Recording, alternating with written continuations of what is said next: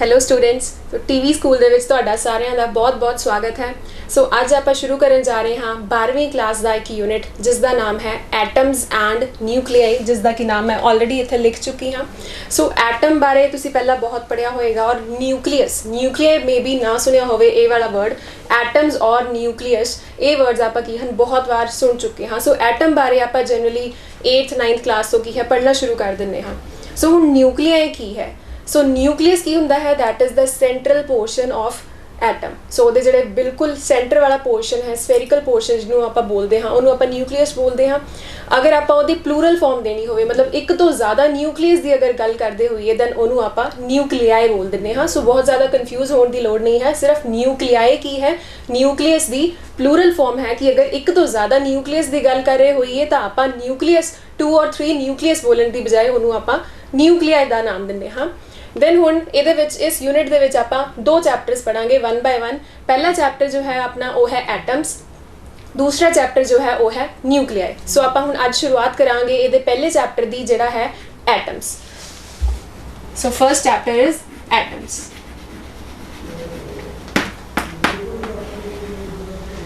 ਸੋ ਹੁਣ atom word ਆਪਾਂ ਬਹੁਤ ਵਾਰ ਪੜਿਆ ਹੈ ਪਹਿਲੇ। ਹੁਣ ਐਟਮ ਦੀ ਗੱਲ ਕਰਨ ਤੋਂ ਪਹਿਲੇ ਅਗਰ ਆਪਾਂ ਮੈਟਰ ਦੀ ਗੱਲ ਕਰੀਏ ਕਿ ਮੈਟਰ ਕੀ ਹੈ, ਤੁਹਾਨੂੰ ਯਾਦ ਹੋਏਗਾ ਕਿ ਤੁਸੀਂ ਇਹਦੀ ਡੈਫੀਨੇਸ਼ਨ ਬਹੁਤ ਵਾਰ ਪੜ੍ਹੀ ਹੈ ਲੋਅਰ ਕਲਾਸਿਸ ਦੇ ਵਿੱਚ। ਮੈਟਰ ਕੀ ਹੈ? ਕੋਈ ਵੀ ਉਹ ਚੀਜ਼ ਜਿਹਦਾ ਮਾਸ ਵੀ ਹੈ ਔਰ ਉਹ ਕੋਈ ਜਗ੍ਹਾ ਆਕਿਊਪਾਈ ਕਰ ਰਹੀ ਹੈ। ਜਿਵੇਂ ਕਿ ਆਪਾਂ ਬੋਲਦੇ ਹਾਂ anything that occupies space and has mass. ਮਤਲਬ ਕੋਈ ਵੀ ਉਹ ਚੀਜ਼ ਜਿਹਦਾ ਕੁਝ ਮਾਸ ਹੈ ਔਰ ਉਹ ਕੋਈ ਜਗ੍ਹਾ ਘੇਰ ਰਹੀ ਹੈ, ਉਹਨੂੰ ਆਪਾਂ ਕੀ ਬੋਲਦੇ ਹਾਂ? That is called as matter. ਹੁਣ ਮੈਟਰ ਕੀ ਹੈ? That is formed of atoms. ਹੁਣ ਜੋ ਮੈਟਰ ਹੈ, ਹਰੇਕ ਮੈਟਰ, ਕੋਈ ਵੀ ਮੈਟਰ ਦੀ ਆਪਾਂ ਗੱਲ ਕਰੀਏ ਉਹ ਸਾਰਾ ਕੀ ਹੈ? ਐਟਮਸ ਦੇ ਨਾਲ ਬਣਿਆ ਹੋਇਆ ਹੈ। ਸੋ ਸਭ ਤੋਂ ਪਹਿਲਾਂ ਡਾਲਟਨ ਨੇ ਪੋਸਟੂਲੇਟ ਦਿੱਤਾ ਸੀ। ਸੋ ਹੀ ਪੋਸਟੂਲੇਟਡ ਦੈਟ ਕਿ ਜਿਹੜਾ ਮੈਟਰ ਹੈ that is formed of atoms. ਮਤਲਬ ਮੈਟਰ ਐਟਮਸ ਦੇ ਨਾਲ ਬਣਿਆ ਹੋਇਆ ਹੈ। ਤਾਂ ਐਟਮ ਕੀ ਹੈ?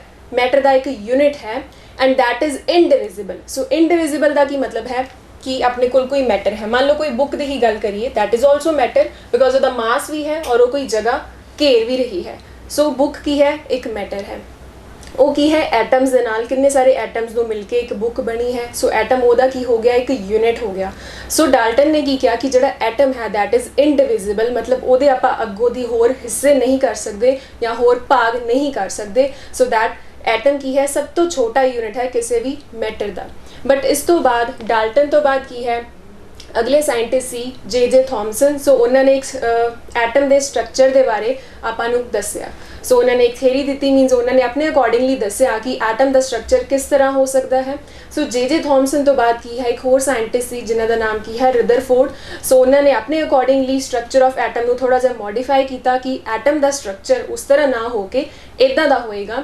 ਦੈਨ ਰਦਰਫੋਰਡ ਤੋਂ ਬਾਅਦ ਨੀਲਸ ਬੋਹਰ। ਸੋ ਉਹਨਾਂ ਨੇ ਫਾਈਨਲੀ ਆਪਾਂ ਨੂੰ ਕੰਪਲੀਟ ਸਟਰਕਚਰ ਆਫ ਐਟਮ ਦੇ ਬਾਰੇ ਕੀ ਹੈ? ਜਾਣਕਾਰੀ ਦਿੱਤੀ। ਸੋ ਉਸ ਤੋਂ ਬਾਅਦ ਵੀ ਕੀ ਹੈ? ਸਲੋਲੀ ਥੋੜ੍ਹੀਆਂ ਹੋਰ ਕੀ ਹਨ? ਡਿਸਕਵਰੀਜ਼ ਹੁੰਦੀਆਂ ਗਈਆਂ।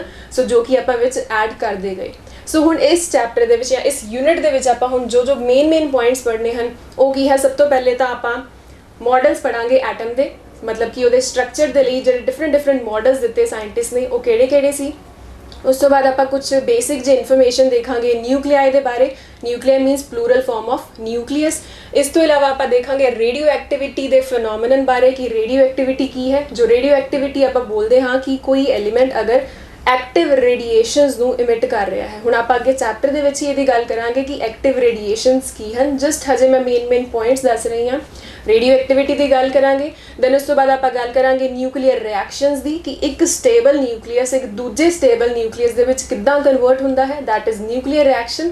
ਉਸ ਤੋਂ ਇਲਾਵਾ nuclear fission and nuclear fusion. Fission and fusion ਦੋ ਅਲੱਗ-ਅਲੱਗ ਟਰਮਸ ਹਨ। ਸੋ ਇਹਨਾਂ ਦੀ ਵੀ ਆਪਾਂ ਗੱਲਬਾਤ ਇਸ ਚੈਪਟਰ ਦੇ ਵਿੱਚ ਜਿਵੇਂ ਅੱਗੇ ਵਧਾਂਗੇ ਉਸ ਤਰ੍ਹਾਂ ਕਰਦੇ ਜਾਵਾਂਗੇ।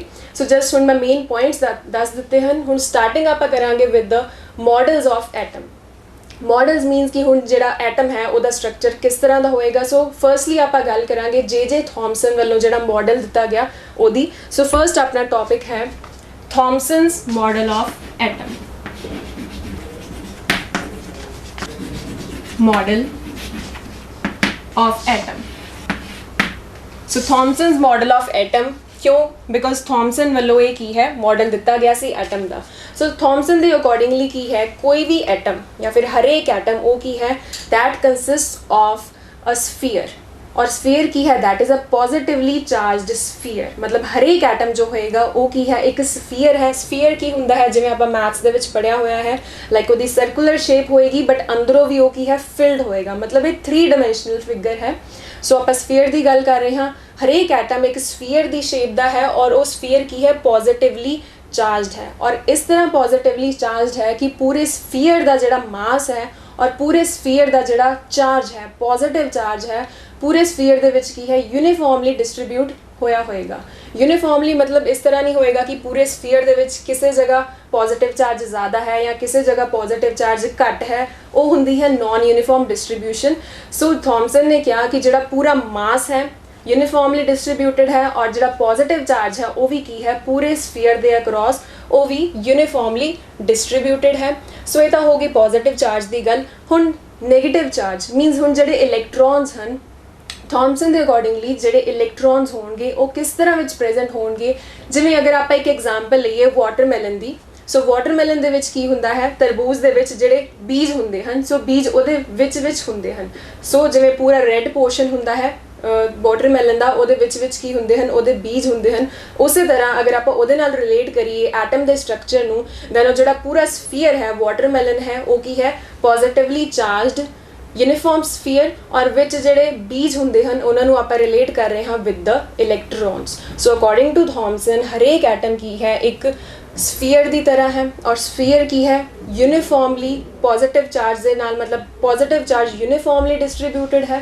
मास भी स्फीयर का पूरे स्फीयर के अक्रॉस यूनीफॉर्मली डिस्ट्रीब्यूटेड है और जिहड़ा नैगेटिव चार्ज है मीनस जिहड़े इलैक्ट्रॉन्स होणगे वो विच की होणगे इंबैडिड होणगे या फसे हुए होणगे या विच जड़े होणगे किस तरह जिस तरह एक वाटरमैलन दे विच उहदे बीज हुंदे हन। सो आपां उहनूं इस दी वाटरमैलन की एग्जाम्पल दे नाल रिलेट करके याद रख सकते हाँ। कई बुक्स दे विच लिखिया हुंदा है वाटरमैलन या फिर उन्होंने कई बार एग्जाम्पल दी होंगी है प्लम पडिंग मॉडल। हुण जिवें पुडिंग होंगी है उहदे विच भी की है छोटे छोटे फ्रूट्स होंदे हन वेलवेट और रेड कलर के छोटे छोटे फ्रूट्स होंदे हन उन्होंने आपां प्लम बोलते हाँ। सो प्लम पडिंग मॉडल उहदे नाल भी रिलेट कर दिता जाता है कि जिहड़ा स्फीयर है वो एक प्लम पुडिंग की तरह है और जिहदे विच छोटे छोटे फ्रूट्स हैं प्लम्स हैं वो किनू रिप्रेजेंट कर रहे हैं इलैक्ट्रॉन्स नू। सो ये कन्फ्यूजन नहीं रखनी कि अगर क्वेश्चन पेपर दे विच तुहानू प्लम पडिंग मॉडल के बारे पूछ लिया जाए दैन वो भी किहड़ा मॉडल है जो कि थॉमसन वालों दिता गया सी या फिर जिहड़ा वाटरमैलन मॉडल है वो भी सेम है जिहड़ा थॉमसन दे वालों ही दिता गया सी। प्लस एक होर इंपॉर्टेंट चीज़ है कि जिहड़ा पॉजिटिव चार्ज है जिहड़ा पूरे स्फीयर के अक्रॉस यूनीफॉर्मली डिस्ट्रीब्यूटेड है और जिहड़े इलैक्ट्रॉन्स हैं जिहड़े विचकार की हैं जड़े हुए हैं वो सारा पॉजिटिव और वो सारा नैगेटिव चार्ज की है इक्वल होएगा। सो सारा negative charge in that atom या इन दैट स्फीयर किदे बराबर होएगा is equal to the positive charge. इस तरह होने नाल की होएगा कि अगर पॉजिटिव और नैगेटिव चार्जेस दोनों बराबर हैं then atom as a whole की होएगा इलैक्ट्रिकली न्यूट्रल। इलैक्ट्रिकली न्यूट्रल का की मतलब है हुण इलैक्ट्रिकली न्यूट्रल मीनस ना तो उहदे कोल ज़्यादा पॉजिटिव चार्ज है ना उहदे कोल ज़्यादा नैगेटिव चार्ज है। दोनों की जिहड़ी वैल्यू है दोनों का जिहड़ा मैगनीट्यूड है इक्वल है। सो जिन्ना पॉजिटिव चार्ज है उन्ना नैगेटिव चार्ज है। फॉर एग्जाम्पल अगर आप मान लीए कि 10 इलैक्ट्रॉन हैं 10 इलैक्ट्रॉनिक चार्जेस है एक एटम के कोल दैन उहदे इक्विवेलेंट ही अपने कोल कितना होएगा उन्ने ही मैगनीट्यूड का पॉजिटिव चार्ज होएगा। सो दैट दोनों एक दूजे नूं कैंसल आउट करेंगे और जिहड़ा पूरा एटम है वो एज अ होल की होएगा एक न्यूट्रल होएगा जिन्हों आप इलैक्ट्रिकली न्यूट्रल एटम बोलते हैं। सो ये सी अपना Thomson's model of atom. Just ये यही 2 इंपॉर्टेंट लाइन्स हैं। पहला तो आप एक्सप्लेन करांगे कि एटम की स्ट्रक्चर है डिस्ट्रीब्यूशन की है नाल दी नाल ये भी दसना जरूरी है कि जिहड़ा पॉजिटिव चार्ज है वो बराबर होएगा to the negative charge present inside the atom. हुण अगर आप इहदी लिमिटेशनस की गल करिए बिकॉज जब आप लिमिटेशनस की गल करांगे फिर ही आप नैक्सट मॉडल वाल चलांगे कि इहदे विच किहड़ियां लिमिटेशन सी। सो उन्होंने कवर करने के लिए या रिमूव करने के लिए फिर उस तो बाद की है नैक्सट साइंटिस्ट ने कोई थ्योरी दी या पोस्टुलेट्स दिते। सो आप इहदे हुण लिमिटेशनस की गल करिए। लिमिटेशनस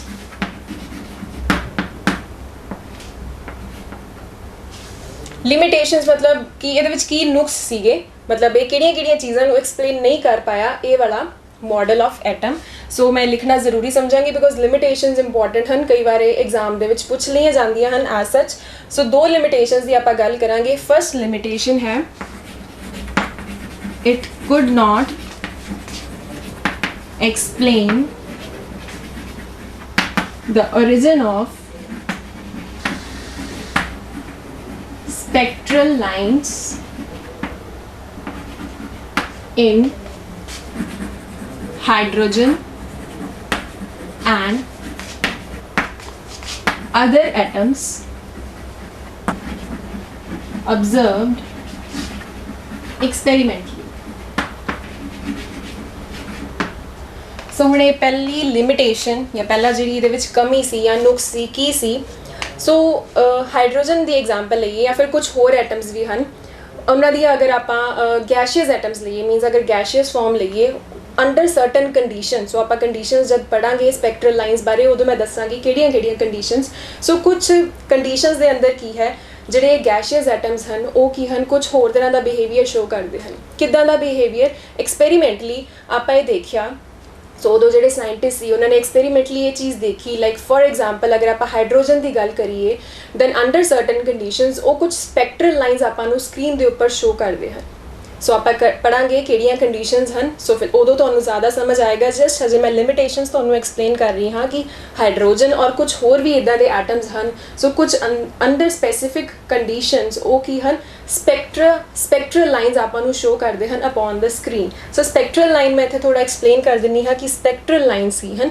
बेसिकली आपां एक पैटर्न शो हुंदा है जिहदे विच कुछ लाइनस हुंदियां हैं और वो लाइनस की हैं आपस दे विच मतलब डिस्टिंक्ट हुंदियां हैं विच कुछ स्पेस हुंदी है डिस्टिंक्ट मीनस अलग अलग इंडिविजुअल लाइनस आपां शो हुंदियां हैं और जिहड़ी हरेक लाइन हुंदी है वो कोरस्पॉन्ड करती है किसी पर्टिकुलर वेवलेंथ नूं या फिर किसी पर्टिकुलर एनर्जी नूं सो आपां इह अगे जाके पढ़ांगे कि स्पैक्ट्रल लाइनस का ओरिजिन की है बट पहले जो मॉडल दिता सी थॉमसन ने उस टाइम थॉमसन का जो मॉडल सी एक्सप्लेन नहीं कर पाया कि जो हाइड्रोजन या कुछ होर एटम्स ने वो इदा का बिहेवियर क्यों शो करते हैं सो जी लाइनस आपां नज़र आउंदियां हैं जी इंडिविजुअल या डिस्टिंक्ट लाइनस आपां नज़र आ रही हैं जिहड़ियां कि किसी पर्टिकुलर वेवलेंथ या किसी पर्टिकुलर एनर्जी नूं कोरस्पॉन्ड कर रही हैं उन्हां बारे दस रही हैं वो क्यों आईयां और कित्थों आईयां उन्हां दा की ओरिजिन है सो ये बारे कोई भी इन्फॉर्मेशन आपां नहीं दे सकिया कौन Thomson's model of atom so ये है दी पहली लिमिटेशन एक होर लिमिटेशन है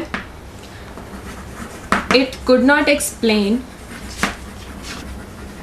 the large angle scattering of alpha particles in alpha particles from the metal foils. So second ਇਹਦੀ लिमिटेशन की है कि अगर आप अल्फा पार्टिकल्स बारे आप हुणी गल करन जा रहे हैं इस तो बाद कि अल्फा पार्टिकल्स नूं अगर आप स्ट्राइक करवाइए अपॉन सम मेटल फॉइल्स किसी भी मेटल की अगर आप कोई पतली जी लेयर ले रहे हैं सो बहुत ही वो घट थिकनेस होएगी उन्होंने आप फॉयल बोल रहे हैं कि एनी मैटल फॉयल वो उपर अगर आप अल्फा पार्टिकल्स को स्कैटर करवा रहे सी दैन एक्सपैरीमेंटली की देखा गया जोड़े अल्फा पार्टिकल सी वो बहुत वड्डे एंगल्स के नाल की है उतों स्कैटर हो रहे सी स्कैटर होना मीनस कि अपने पाथ तो डेविएट हो रहे सी मीनस जी उन्होंने इनिशियल डायरैक्शन सी इंसीडेंस की वो तो की है वो डेविएट होके की हैं बहुत ज़्यादा एंगल ते मतलब डेविएट होके किसी होर डायरैक्शन वाल जा रहे सी सो ये बारे भी की है थॉमसन्स मॉडल ऑफ एटम वालों कोई भी जस्टिफिकेशन नहीं मिली कि अल्फा पार्टिकल्स इन्ने लार्ज एंगल के थ्रू स्कैटर क्यों हो रहे हैं या ये पिछे की रीजन हो सकता है सो ये कुछ दो लिमिटेशनस वड्डियां लिमिटेशन सीगियां जिन्ना करके की है आपां नूं थॉमसन्स मॉडल ऑफ एटम नूं थोड़ा अगे रिवाइज करना पिया मीनस हुण कुछ होर साइंटिस्ट आप अगे पढ़ांगे जिन्हां ने हुण होर एक्सपेरीमेंट्स करके ये देखा कि जिहड़ा स्ट्रक्चर ऑफ एटम है वाकई जो थॉमसन वालों दिता गया है उस तरह का है या फिर उहदे विच कुछ चेंजिस करन दी जरूरत सी सो हुण आप एक बार होर इहनूं पढ़िए लिमिटेशंस बिकॉज ये कुछ इंपॉर्टेंट भी हैं पहली सी it could not explain the origin of spectral lines in hydrogen and other atoms observed experimentally कि ये देखा गया सी बट उसकी कोई जस्टिफिकेशन नहीं दे पाया ये वाला model it could not explain the large angle scattering of alpha particles from the metal foil so ये बारे भी कोई जस्टिफिकेशन नहीं मिली आपां नूं थॉमसन्स मॉडल ऑफ एटम तो और ये की है अल्फा पार्टिकल ये अल्फा नूं डिनोट करन दा की है सिंबल है सो अल्फा नूं आपां जिथे भी गल करांगे अल्फा पार्टिकल्स दी मैं हमेशा इनू इसी तरह लिखांगी सो ये सी अपना Thomson's model of atom so इस तो बाद आपां नैक्सट गल करांगे रुदरफोर्ड बारे कि उन्होंने किहड़ा एक्सपेरीमेंट किया और उहदे बाद उन्होंने की आपां नूं पॉइंट्स दिते सो आपां अगे चलिए ਸੋ ਥੌਮਸਨਸ ਮਾਡਲ ਆਫ ਐਟਮ ਤੋਂ ਬਾਅਦ ਹੁਣ ਆਪਾਂ ਨੈਕਸਟ ਟੌਪਿਕ ਵੱਲ ਚੱਲਦੇ ਹਾਂ, ਦੈਟ ਇਜ਼ ਰਦਰਫੋਰਡਸ ਅਲਫਾ ਰੇ ਸਕੈਟਰਿੰਗ ਐਕਸਪੈਰੀਮੈਂਟ। ਸੋ ਨਾਮ ਹੈ ਆਪਣੇ ਨੈਕਸਟ ਆਰਟੀਕਲ ਦਾ ਜਾਂ ਟੌਪਿਕ ਦਾ ਰਦਰਫੋਰਡਸ। ਸੋ ਸਾਇੰਟਿਸਟ ਦੇ ਨਾਮ ਤੇ ਹੈ ਰਦਰਫੋਰਡਸ ਅਲਫਾ ਰੇ ਸਕੈਟਰਿੰਗ experiment।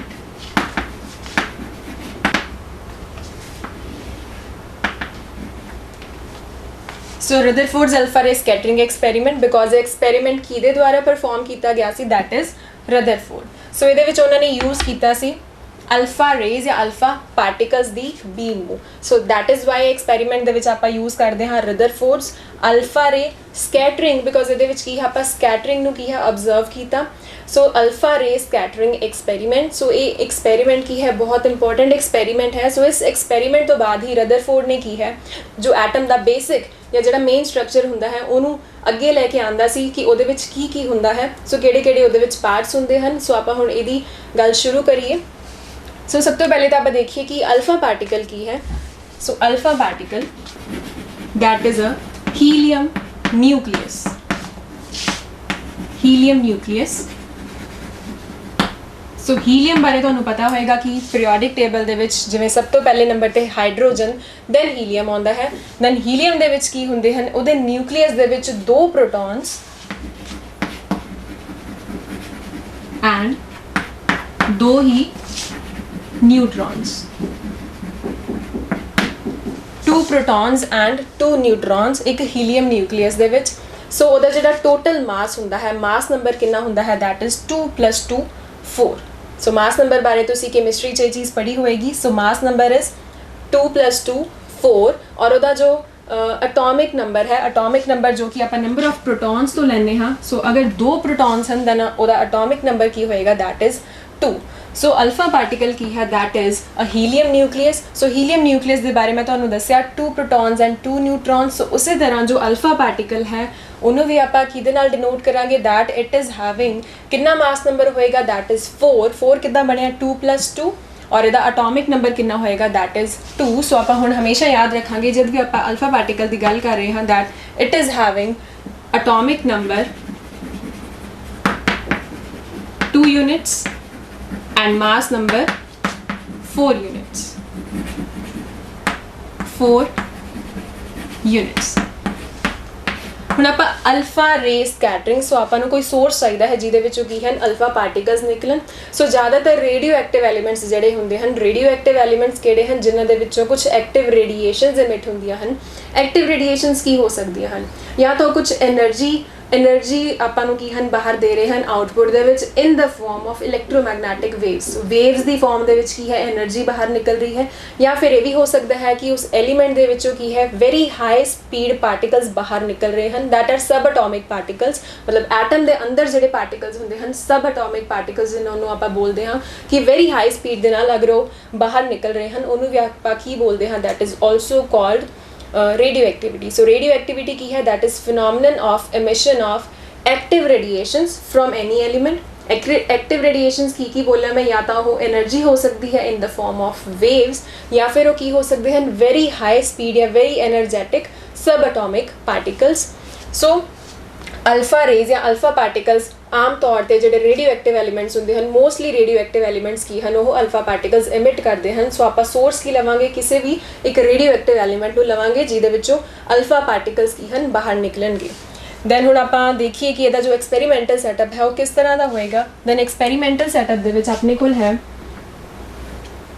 ਸੋ ਪਹਿਲੇ ਮੈਂ ਡਰਾ ਕਰਾਂ, ਦੈਨ ਨਾਲ ਦੀ ਨਾਲ ਮੈਂ ਐਕਸਪਲੇਨ ਕਰਾਂਗੀ।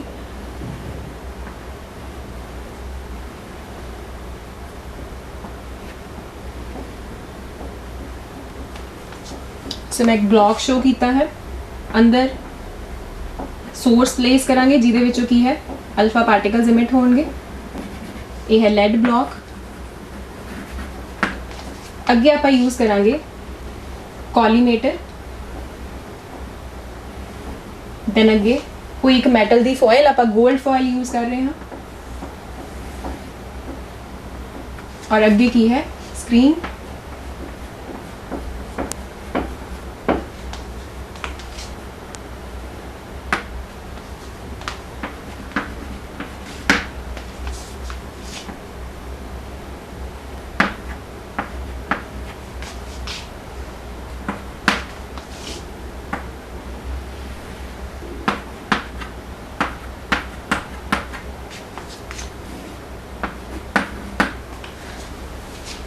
ओके हुण आपां वन बाय वन देखिए कि की आपां इहदे विच ड्रॉ कीता है। सब तो पहले तां इत्थे मैं शो कीता है लैड ब्लॉक, मतलब ਇਹਦੇ ਵਿੱਚ ਆਪਾਂ ਕਿਸੇ ਰੇਡੀਓ ਐਕਟਿਵ ਐਲੀਮੈਂਟ ਨੂੰ ਰੱਖਾਂਗੇ।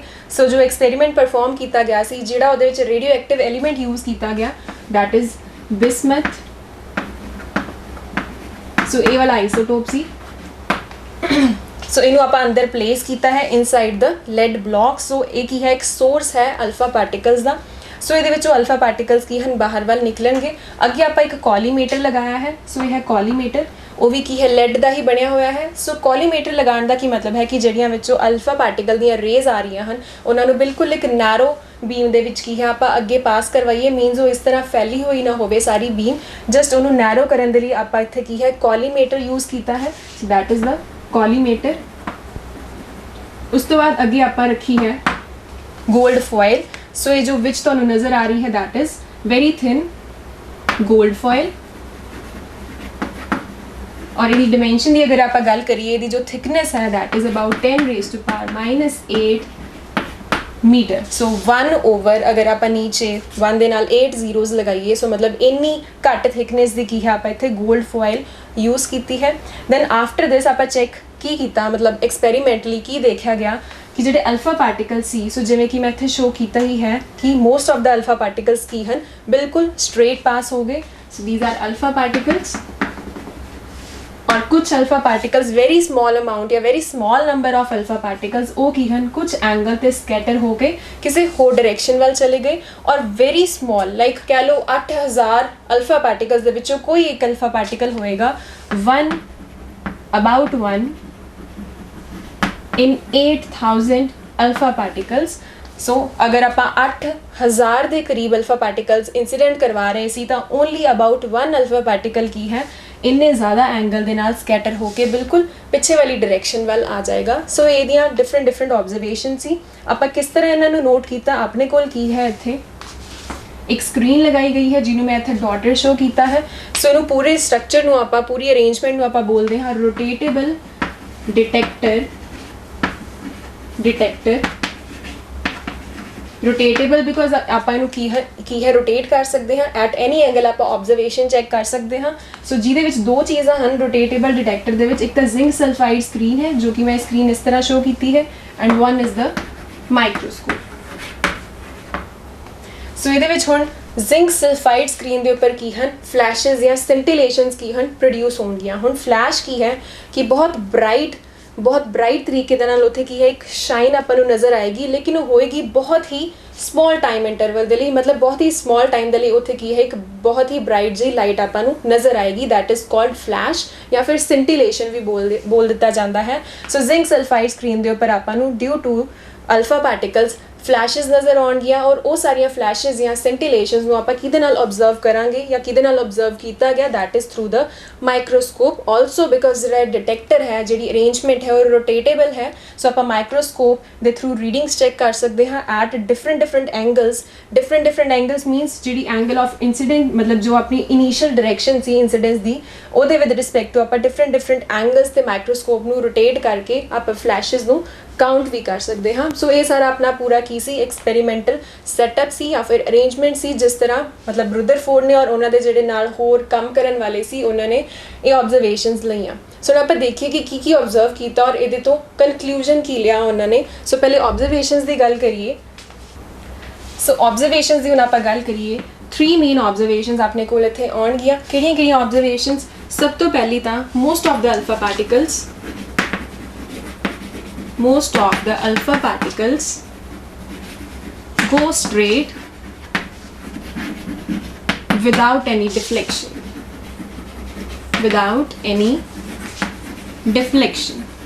So पहले मैं सारी ऑब्जर्वेशंस लिख रही हूँ, फिर आप डिस्कस करिए। सेकेंड ऑब्जर्वेशन की है only about 0.14% of alpha particles get scattered by more than 1 degree। और तीसरी ऑब्जर्वेशन की है only about 1 in 8000 alpha particles scatter scatter by more than 90 degrees। सो ये अपनी तीन मेन ऑब्जरवेशनस हैं जो ਆਪਾਂ ਇਸ ਐਕਸਪੈਰੀਮੈਂਟ 'ਚ ਦੇਖੀਆਂ। ਦੈਨ ਇੱਕ ਹੋਰ ਚੀਜ਼ ਇੱਥੇ ਐਂਗਲ ਦੀ ਆਪਾਂ ਗੱਲ ਕੀਤੀ। ਸੋ ਇਸ ਐਂਗਲ ਨੂੰ ਅਗਰ ਆਪਾਂ ਡਿਫਾਈਨ ਕਰਨਾ ਹੋਵੇ, ਇੱਕ ਐਂਗਲ ਕੀ ਹੈ? The angle of deviation of the alpha particle. ਹੁਣ ਡੇਵੀਏਸ਼ਨ ਕਿੱਥੋਂ ਹੋ ਰਹੀ ਹੈ? From the initial direction of incidence. ਮਤਲਬ ਅਲਫਾ ਪਾਰਟੀਕਲ ਜਿਹੜੀ ਡਾਇਰੈਕਸ਼ਨ 'ਚ ਜਾ ਰਿਹਾ ਸੀ ਉਸ ਡਾਇਰੈਕਸ਼ਨ ਤੋਂ ਉਹਦੀ ਜਿੰਨੇ ਐਂਗਲ ਦੇ ਨਾਲ ਡੇਵੀਏਸ਼ਨ ਹੋਈ ਉਸ ਐਂਗਲ ਨੂੰ ਆਪਾਂ ਕੀ ਬੋਲਦੇ ਹਾਂ? That angle is called scattering angle. So ਇਹ ਡੈਫੀਨੇਸ਼ਨ ਵੀ ਇੰਪੋਰਟੈਂਟ ਹੈ, ਕਈ ਵਾਰ 1 ਮਾਰਕ 'ਚ ਪੁੱਛ ਲਈ ਜਾਂਦੀ ਹੈ। ਇੱਕ ਵਾਰ ਮੈਂ ਹੋਰ ਇਹਨੂੰ ਰਿਪੀਟ ਕਰ ਰਹੀ ਹਾਂ। ਸੋ ਡੈਫੀਨੇਸ਼ਨ ਫਾਰਮ ਦੇ ਵਿੱਚ the angle of deviation of the alpha particle from the initial direction of incidence। so बहुत simple जी है, is called scattering angle, ਜਿਹਨੂੰ ਕਿ ਮੈਂ ਇੱਥੇ diagram ਦੇ ਵਿੱਚ theta ਨਾਲ show ਕੀਤਾ ਹੈ। so ਪਹਿਲੀ observation ਬਹੁਤ simple, most of the alpha particles go straight without any deflection। ਜੋ ਕਿ ਆਪਾਂ ਇੱਥੇ note ਕੀਤਾ ਕਿ ਜ਼ਿਆਦਾਤਰ alpha particles ਜਿੰਨੇ incident ਕਰਵਾਏ ਗਏ ਸੀ ਬਿਲਕੁਲ straight ਚਲੇ ਗਏ। ਇਹਦਾ ਕੀ ਮਤਲਬ ਹੈ? ਜਿਹੜੇ ਉਹ alpha particles ਨਹੀਂ, alpha particles ਸੀ ਉਹਨਾਂ ਨੇ ਗੋਲਡ ਫੋਇਲ ਦੇ ਵਿੱਚ ਜਿਹੜੇ ਗੋਲਡ ਐਟਮਸ ਪ੍ਰੈਜ਼ੈਂਟ ਸੀ ਉਹਨਾਂ ਦੇ ਨਾਲ ਕੁਝ ਵੀ ਇੰਟਰੈਕਟ ਨਹੀਂ ਕੀਤਾ। ਸੋ ਦੈਟ ਇਜ਼ ਵਾਈ ਤਾਂ ਹੀ ਕਰਕੇ ਉਹ ਬਿਲਕੁਲ ਸਟ੍ਰੇਟ ਚਲੇ ਗਏ। ਸੈਕੰਡਲੀ ਓਨਲੀ ਅਬਾਊਟ 0.14%, ਇਹ ਵੀ ਕੀ ਹੈ? ਬਹੁਤ ਘੱਟ ਵੈਲਿਊ ਹੈ। ਮਤਲਬ ਪੂਰੇ ਅਲਫਾ ਪਾਰਟੀਕਲਸ ਦੇ ਵਿੱਚੋਂ ਸਿਰਫ 0.14% of alpha particles get scattered by more than 1 degree. So ਇੱਥੇ ਜਿਹੜਾ ਐਂਗਲ ਹੈ more than 1 degree ਤੋਂ ਕਿੰਨੇ ਅਲਫਾ ਪਾਰਟੀਕਲ ਸਕੈਟਰ ਹੋ ਰਹੇ ਨੇ? ਸਿਰਫ 0.14%। ਸੋ ਇਹ ਵੈਲਿਊ ਵੀ ਕੀ ਹੈ? ਬਹੁਤ ਘੱਟ ਹੈ ਕਿ 1 ਡਿਗਰੀ ਤੋਂ ਜ਼ਿਆਦਾ ਜਿਹੜੀ ਸਕੈਟਰਿੰਗ ਹੋ ਰਹੀ ਹੈ। ਕਿੰਨੇ ਅਲਫਾ ਪਾਰਟੀਕਲ ਸਕੈਟਰ ਹੋ ਰਹੇ ਹਨ? Only about 1/4% of the total alpha particles. Only about 1 in 8,000 alpha particles they get scattered by more than 90 degree। सो इत्थे एंगल 90 डिग्री अपना इस तरह या फिर इस तरह बन रहा है, मीनस 90 डिग्री तो ज़्यादा, मतलब पिछे वाली डायरेक्शन वाल जिहड़े अल्फा पार्टिकल्स आ रहे हैं किन्ने आ रहे हैं? ओनली अबाउट 1 अल्फा पार्टिकल जो अबाउट 8,000 अल्फा पार्टिकल्स की हैं आपां इंसीडेंट करवा रहे हैं। सो इत्थे आपां की चेक कीता कि जिन्ने अल्फा पार्टिकल्स आपां इंसीडेंट करवाए most of the alpha particles की हैं बिल्कुल स्ट्रेट आ रहे हैं। सो बहुत ही स्मॉल अमाउंट की है उन्होंने ਸਕੈਟਰ ਹੋ ਕੇ ਪਿੱਛੇ ਵੱਲ ਆ ਰਹੀ ਹੈ। ਸੋ ਹੁਣ ਫਰਸਟ ਦੇ ਵਿੱਚ ਤਾਂ ਆਪਾਂ ਇਹ ਗੱਲ ਕੀਤੀ ਕਿ ਇੰਟਰੈਕਸ਼ਨ ਨਹੀਂ ਹੋਈ, ਸੋ ਦੈਟ ਇਜ਼ ਵਾਈ ਉਹ ਬਿਲਕੁਲ ਸਿੱਧੇ ਚਲੇ ਗਏ। ਹੁਣ ਜਿਹੜੀ ਇੰਟਰੈਕਸ਼ਨ ਹੋ ਰਹੀ ਹੈ ਜਾਂ ਫਿਰ ਜਿਹੜੀ ਸਕੈਟਰਿੰਗ ਹੋ ਰਹੀ ਹੈ ਕਿਉਂ ਹੋ ਰਹੀ ਹੈ? ਬਿਕੋਜ਼ ਉੱਥੇ ਕੀ ਹੈ? ਇੱਕ ਇੰਟਰੈਕਸ਼ਨ ਹੋ ਰਹੀ ਹੈ, ਕੂਲਮਸ ਇੰਟਰੈਕਸ਼ਨ ਜਾਂ ਕੋਲੰਬੀਅਨ ਇੰਟਰੈਕਸ਼ਨ, ਜਿਹਦੇ ਬਾਰੇ ਤੁਸੀਂ ਫਰਸਟ ਯੂਨਿਟ 'ਚ ਜ਼ਰੂਰ ਪੜ੍ਹਿਆ ਹੋਏਗਾ। ਕੋਲੰਬੀਅਨ ਇੰਟਰੈਕਸ਼ਨ, ਸੋ ਉਹਦੀ ਆਪਾਂ ਫੋਰਸ ਬਾਰੇ ਵੀ ਪੜ੍ਹਿਆ ਹੋਇਆ ਹੈ ਕਿ according to Coulomb force of interaction of repulsion ਜਾਂ ਫੋਰਸ ਆਫ ਅਟਰੈਕਸ਼ਨ ਆਪਾਂ ਕਿਸ ਤਰ੍ਹਾਂ ਦਿੰਦੇ ਹਾਂ, ਕਿਹੜੇ ਫਾਰਮੂਲੇ ਦੇ ਥਰੂ ਦਿੰਦੇ ਹਾਂ। ਸੋ ਇੱਥੇ ਫੋਰਸ ਆਫ ਇੰਟਰੈਕਸ਼ਨ ਵਰਕ ਕਰ ਰਹੀ ਹੈ ਕਿਹੜੀ? ਕੋਲੰਬੀਅਨ ਫੋਰਸ ਆਫ ਇੰਟਰੈਕਸ਼ਨ। ਕਿਹਦੇ ਵਿਚਕਾਰ? ਅਲਫਾ ਪਾਰਟੀਕਲ ਔਰ ਜੋ ਗੋਲਡ ਐਟਮਸ ਇੱਥੇ ਪ੍ਰੈਜ਼ੈਂਟ ਹਨ ਉਹਦੇ ਵਿੱਚ ਵੀ ਕੀ ਹਨ? ਪੋਜ਼ੀਟਿਵ ਚਾਰजेस ਹਨ ਔਰ ਇਲੈਕਟ੍ਰॉन्स ਹਨ। ਸੋ ਇੱਥੇ ਕੂਲਮਸ ਫੋਰਸ ਐਕਟ ਕਰ ਰਹੀ ਹੈ ਬਿਟਵੀਨ ਦ ਅਲਫਾ ਪਾਰਟੀਕਲਸ, ਉਹ ਵੀ ਪੋਜ਼ਿਟਿਵਲੀ ਚਾਰਜਡ ਹੈ। So alpha particles and the positive charge, alpha particles and the negative charge। positive negative charge की ਗੱਲ ਕਰ ਰਹੀ ਹਾਂ? ਉਸ ਗੋਲਡ ਐਟਮ ਦੀ। ਸੋ ਅਗਰ ਜਿਸ ਤਰ੍ਹਾਂ ਥੋਮਸਨ ਨੇ ਕਿਹਾ ਸੀ ਕਿ ਇੱਕ ਜੋ ਐਟਮ ਹੈ ਉਹਦੇ ਵਿੱਚ ਪੋਜ਼ਿਟਿਵ ਨੈਗੇਟਿਵ ਚਾਰजेस ਯੂਨੀਫਾਰਮਲੀ ਡਿਸਟ੍ਰੀਬਿਊਟਿਡ ਹਨ, ਅਗਰ ਇਸ ਤਰ੍ਹਾਂ ਹੁੰਦਾ ਤਾਂ ਆਪਣੇ ਕੋਲ ਇੱਥੇ ਕੀ ਹਨ? ਲਾਰਜ ਐਂਗਲ ਸਕੈਟਰਿੰਗ ਆਉਣ ਦਾ ਕੋਈ ਚਾਂਸ ਨਹੀਂ ਸੀ, ਬਿਕੋਜ਼ ਅਗਰ ਯੂਨੀਫਾਰਮ ਡਿਸਟ੍ਰੀਬਿਊਸ਼ਨ ਹੈ ਦੈਨ ਇੱਥੇ ਆਪਣੇ ਕੋਲ ਜੋ ਲਾਰਜ ਐਂਗਲ ਸਕੈਟਰਿੰਗਸ ਆ ਰਹੀਆਂ ਹਨ ਚਾਹੇ ਬਹੁਤ ਘੱਟ ਆ ਰਹੀਆਂ ਹਨ ਉਹ ਨਹੀਂ ਹੋਣਾ ਚਾਹੀਦਾ ਸੀ। ਸੋ ਇੱਥੇ ਕੀ ਹੈ? ਇੱਕ ਕੰਟਰਡਿਕਸ਼ਨ ਆ ਗਈ। ਇੱਕ ਹੋਰ ਚੀਜ਼, ਹੁਣ ਜੋ ਅਲਫਾ ਪਾਰਟੀਕਲਸ ਹਨ ਉਹਨਾਂ ਦਾ ਜਿਹੜਾ ਮਾਸ ਹੈ ਇਲੈਕਟ੍ਰੋਨ ਦੇ ਨਾਲੋਂ ਕੀ ਹੈ? ਅਬਾਊਟ 7,000 ਟਾਈਮਸ ਦਾ ਇਲੈਕਟ੍ਰੋਨ ਅਗਰ ਆਪਾਂ ਕਰੀਏ ਉਹਦੇ ਤੋਂ ਵੀ ਜ਼ਿਆਦਾ ਹੈ। ਸੋ ਅਗਰ ਇੰਨਾ ਜ਼ਿਆਦਾ ਮਾਸ ਹੈ ਅਲਫਾ ਪਾਰਟੀਕਲ ਦਾ ਔਰ ਉਹ ਬਹੁਤ ਜ਼ਿਆਦਾ ਸਪੀਡ ਦੇ ਨਾਲ ਕੀ ਹਨ? ਟਰੈਵਲ ਵੀ ਕਰ ਰਹੇ ਹਨ, ਦੈਨ ਉਹਨਾਂ ਨੂੰ ਆਪਣੀ ਪਲੇਸ ਤੋਂ, ਆਪਣੀ ਜਿਹੜੀ ਪੋਜੀਸ਼ਨ ਹੈ ਜਾਂ ਕਹਿ ਲਓ ਆਪਣੇ ਪਾਥ ਤੋਂ ਹਟਾਉਣ ਦੇ ਲਈ ਬਹੁਤ ਜ਼ਿਆਦਾ ਇੱਕ ਕੀ ਹੈ? ਬਹੁਤ ਜ਼ਿਆਦਾ ਅਮਾਊਂਟ ਆਫ ਫੋਰਸ ਦੀ ਜ਼ਰੂਰਤ ਹੈ। ਤਾਂ ਉਹ ਫੋਰਸ ਕੀ ਹੈ? ਕਿੱਥੋਂ ਆ ਰਹੀ ਹੈ? ਸੋ ਮੀਨਸ ਬਿਕੋਜ਼ ਉਹ ਆਪਣੇ ਪਾਥ ਤੋਂ ਡਿਫਲੈਕਟ ਹੋ ਰਹੇ ਹਨ, ਸੋ ਦੈਟ ਮੀਨਸ ਇੱਕ ਫੋਰਸ ਉਹਨਾਂ 'ਤੇ ਲੱਗ ਰਹੀ ਹੈ। ਸੋ ਇਹ ਸਾਰੀਆਂ ਚੀਜ਼ਾਂ ਤੋਂ ਕੀ ਹੈ? ਰਦਰਫੋਰਡ ਨੇ ਕਨਕਲੂਡ ਕੀਤਾ ਕਿ ਜੋ ਇੱਕ ਐਟਮ ਹੈ ਉਹਦੇ ਵਿੱਚ ਪੋਜ਼ਿਟਿਵ ਨੈਗੇਟਿਵ ਚਾਰਜ ਕੀ ਹੈ? ਯੂਨੀਫਾਰਮਲੀ ਡਿਸਟ੍ਰੀਬਿਊਟ ਨਹੀਂ ਹੁੰਦਾ। ਇਹਦੀ ਬਜਾਏ ਜਿਹੜਾ ਪੂਰਾ ਪੋਜ਼ਿਟਿਵ ਚਾਰਜ ਹੈ ਪੂਰੇ ਐਟਮ ਦਾ ਉਹ ਕੀ ਹੈ? ਉਹਦੇ ਬਿਲਕੁਲ ਸੈਂਟਰਲ ਪਾਰਟ ਦੇ ਵਿੱਚ ਕੀ ਹੈ? ਕੰਸਨਟ੍ਰੇਟਡ ਹੁੰਦਾ ਹੈ। ਐਂਡ ਦੈਟ ਸੈਂਟਰਲ ਪਾਰਟ ਜੋ ਬਹੁਤ ਹੀ ਟਾਈਨੀ, ਬਹੁਤ ਹੀ ਛੋਟਾ ਜਿਹਾ ਹੈ, that tiny central core of the atom, ਉਹਨੂੰ ਕੀ ਨਾਮ ਦਿੱਤਾ ਗਿਆ? That is called the nucleus of the atom. So Rutherford ਦੁਆਰਾ ਇਹ ਦੱਸਿਆ ਗਿਆ ਕਿ ਜਿਹੜਾ ਟਾਈਨੀ ਸੈਂਟਰਲ ਕੋਰ ਹੈ ਉਹਨੂੰ ਆਪਾਂ ਕੀ ਬੋਲਾਂਗੇ? That is called the nucleus of the atom. So ਅਗਰ ਆਪਾਂ ਫੋਰਸ ਕੈਲਕੂਲੇਟ ਕਰਨੀ ਹੋਵੇ, ਫੋਰਸ ਜਿਹੜੀ ਕਿ ਲੱਗ ਰਹੀ ਹੈ ਅਲਫਾ ਪਾਰਟੀਕਲ ਦੇ ਉੱਪਰ, ਕਿਹਦੇ ਕਰਕੇ? Due to the gold nucleus. So gold atom ਦੇ ਵਿੱਚ ਜਿਹੜਾ ਉਹਦਾ ਨਿਊਕਲੀਅਸ ਹੈ, ਬਿਕੋਜ਼ ਹੁਣ ਜਿਹੜਾ ਅਲਫਾ ਪਾਰਟੀਕਲ ਹੈ ਔਰ ਜਿਹੜਾ ਉਹ ਗੋਲਡ ਨਿਊਕਲੀਅਸ ਹੈ, ਉਹਨਾਂ ਦੇ ਵਿਚਕਾਰ ਕੀ ਹੈ? ਰਿਪਲਸ਼ਨ ਹੋਏਗੀ। ਔਰ ਰਿਪਲਸ਼ਨ ਜਿਹੜੀ ਅਮਾਊਂਟ ਆਫ ਰਿਪਲਸ਼ਨ ਹੈ, ਜਿਹੜੀ ਫੋਰਸ ਲੱਗ ਰਹੀ ਹੈ ਅਲਫਾ ਪਾਰਟੀਕਲ ਦੇ ਉੱਪਰ, ਉਹਨੂੰ ਆਪਾਂ ਕੈਲਕੂਲੇਟ ਕਰ ਸਕਦੇ ਹਾਂ ਕਿਹਦੇ through? Due to the Coulomb's force of, ਮਤਲਬ ਜਿਹੜਾ ਕੂਲਮ ਨੇ ਐਕਸਪ੍ਰੈਸ਼ਨ ਦਿੱਤਾ ਹੋਇਆ ਹੈ ਉਹ ਐਕਸਪ੍ਰੈਸ਼ਨ ਯੂਜ਼ ਕਰਕੇ ਆਪਾਂ ਹੁਣ ਫੋਰਸ ਲਿਖਾਂਗੇ ਕਿ ਅਲਫਾ ਪਾਰਟੀਕਲ ਤੇ ਕਿੰਨੀ ਫੋਰਸ ਲੱਗ ਰਹੀ ਹੈ। ਸੋ ਉਸ ਐਕਸਪ੍ਰੈਸ਼ਨ ਨੂੰ ਮੈਂ ਲਿਖਣ ਜਾ ਰਹੀ ਹਾਂ। ਸੋ ਮੈਂ ਫੋਰਸ ਲਿਖਣ ਜਾ ਰਹੀ ਹਾਂ। ਫੋਰਸ ਹੋਏਗੀ 1/4 ਪਾਈ ਐਪਸਾਈਲਨ ਨॉट। ਉੱਪਰ ਆਪਾਂ ਕੀ ਲਿਖਾਂਗੇ? Product of charges. ਹੁਣ ਅਲਫਾ ਪਾਰਟੀਕਲ ਕੀ ਹੈ? ਉਹਦੇ ਕੋਲ 2 units of positive charge, so 2e। ਸੋ ਜਿਵੇਂ ਕਿ ਮੈਂ ਪਹਿਲੇ ਹੀ ਲਿਖਿਆ ਸੀ 2 ਯੂਨਿਟਸ ਆਫ ਚਾਰਜ। ਔਰ ਜੋ ਗੋਲਡ ਨਿਊਕਲੀਅਸ ਹੈ ਉਹਦੇ ਕੋਲ ਕਿੰਨਾ ਚਾਰਜ ਹੋਏਗਾ? ਕੈਪੀਟਲ Z ਕੀ ਹੈ ਉਹਦਾ? Atomic number into E। ਸੋ ਇਹਦੇ ਬਾਰੇ ਤੁਸੀਂ ਕੀ ਹੈ ਬਹੁਤ ਡਿਟੇਲ ਦੇ ਵਿੱਚ ਪਹਿਲੇ ਯੂਨਿਟਸ ਪੜ੍ਹਿਆ ਹੋਇਆ ਹੈ। ਪਲੱਸ ਇਹ ਵੀ ਤੁਹਾਨੂੰ ਪਤਾ ਹੈ ਕਿ ਕੂਲਮਸ ਫੀਲਡ ਕਰਕੇ ਜਾਂ ਕੂਲਮਸ ਇੰਟਰੈਕਸ਼ਨ ਕਰਕੇ ਜਿਹੜੀ ਫੋਰਸ ਆਫ ਅਟਰੈਕਸ਼ਨ ਜਾਂ ਫੋਰਸ ਆਫ ਰਿਪਲਸ਼ਨ ਨੂੰ ਆਪਾਂ ਇਸ ਤਰ੍ਹਾਂ ਲਿਖਦੇ ਹਾਂ, that is 1/4 pi epsilon naught into product of charges over ਕੀ ਹੁੰਦਾ ਹੈ? ਡਿਸਟੈਂਸ ਦਾ ਸਕੁਆਇਰ। ਹੁਣ r ਕੀ ਹੈ? r ਕੀ ਹੈ? Distance of alpha particle from the centre of gold nucleus. Because ਆਪਾਂ ਦੋ ਚੀਜ਼ਾਂ ਦੀ ਗੱਲ ਕਰ ਰਹੇ ਹਾਂ, ਇੱਕ ਅਲਫਾ ਪਾਰਟੀਕਲ ਦੀ ਔਰ ਇੱਕ ਗੋਲਡ ਨਿਊਕਲੀਅਸ ਦੀ।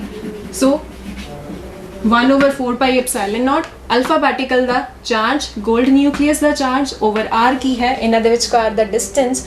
ਅਲਫਾ ਪਾਰਟੀਕਲ ਗੋਲਡ ਨਿਊਕਲੀਅਸ ਦੇ ਸੈਂਟਰ ਤੋਂ r ਡਿਸਟੈਂਸ ਤੇ ਪਿਆ ਹੈ।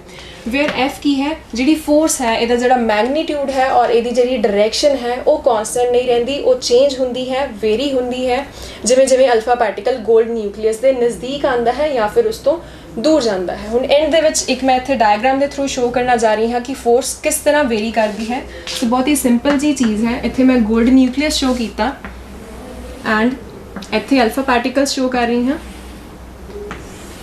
ਸੋ ਇਹਨਾਂ ਨੂੰ ਮੈਂ ਲਿਖਾਂਗੀ 1 2 3 1 ਡੈਸ਼ 2 ਡੈਸ਼।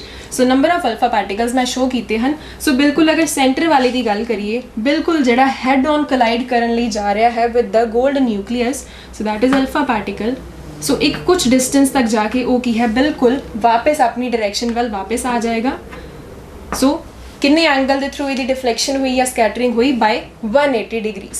ਦੈਨ ਇਹ ਵਾਲਾ ਅਲਫਾ ਪਾਰਟੀਕਲ, ਇਹਦੀ ਵੀ ਇੱਥੇ ਕੀ ਹੋਏਗੀ? ਸਕੈਟਰਿੰਗ ਹੋਏਗੀ। ਮੰਨ ਲਓ ਇੱਥੇ ਜਾ ਕੇ ਇਹਦੀ ਸਕੈਟਰਿੰਗ ਹੋਈ ਇਸ ਤਰ੍ਹਾਂ। ਸੋ ਇਨੀਸ਼ੀਅਲ ਡਾਇਰੈਕਸ਼ਨ ਆਫ ਇਨਸੀਡੈਂਸ, ਸੋ ਇਹਦਾ ਸਕੈਟਰਿੰਗ ਐਂਗਲ ਕੀ ਹੈ? That is greater then 90 degrees. और लास्टली अगर आप ਇਹਦੀ ਗੱਲ ਕਰੀਏ,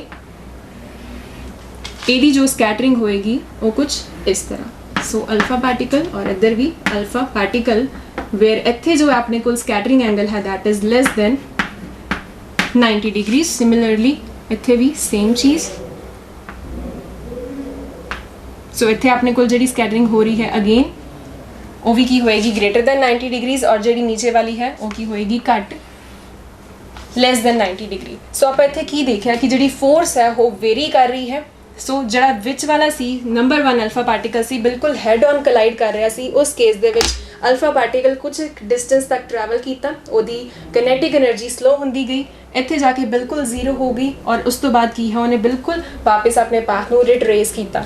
ਲੇਕਿਨ ਅਗਰ ਜੋ ਅਲਫਾ ਪਾਰਟੀਕਲ ਹੈ ਬਿਲਕੁਲ ਹੈਡ ਔਨ ਨਹੀਂ ਕੋਲਾਈਡ ਕਰ ਰਿਹਾ, ਕੁਛ ਇੱਕ ਬਿਲਕੁਲ ਉਹਦੇ ਉੱਪਰ ਹੈ, ਉਹਨੂੰ ਉਹਦੇ ਨਜ਼ਦੀਕ ਜਾ ਰਿਹਾ ਹੈ, ਦੈਨ ਉਸ ਪੁਆਇੰਟ ਦੇ ਉੱਪਰ ਜਾ ਕੇ ਜਿਹੜੀ ਸਕੈਟਰਿੰਗ ਹੋਏਗੀ ਉਹ ਸਕੈਟਰਿੰਗ ਕੀ ਹੋ ਰਹੀ ਹੈ? That is at N angle greater then 90 degree. Means ਉੱਥੇ ਜਿਹੜੀ ਰਿਪਲਸਿਵ ਫੋਰਸ ਲੱਗ ਰਹੀ ਹੈ ਜੋ ਕਿ ਮੈਂ ਉੱਪਰ ਲਿਖੀ ਹੈ ਉਹ ਕੀ ਹੈ?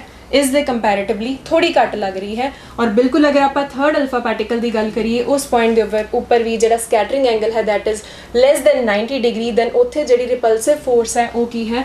ਉਸ ਨਾਲੋਂ ਵੀ ਘੱਟ ਲੱਗ ਰਹੀ ਹੈ। ਸੋ ਦੈਟ ਇਜ਼ ਵਾਈ ਇੱਥੇ ਆਪਣੇ ਕੋਲ ਜਿਹੜਾ ਐਂਗਲ ਆ ਰਿਹਾ ਹੈ ਉਹਦੇ ਤੋਂ ਵੀ ਘੱਟ ਆ ਰਿਹਾ ਹੈ।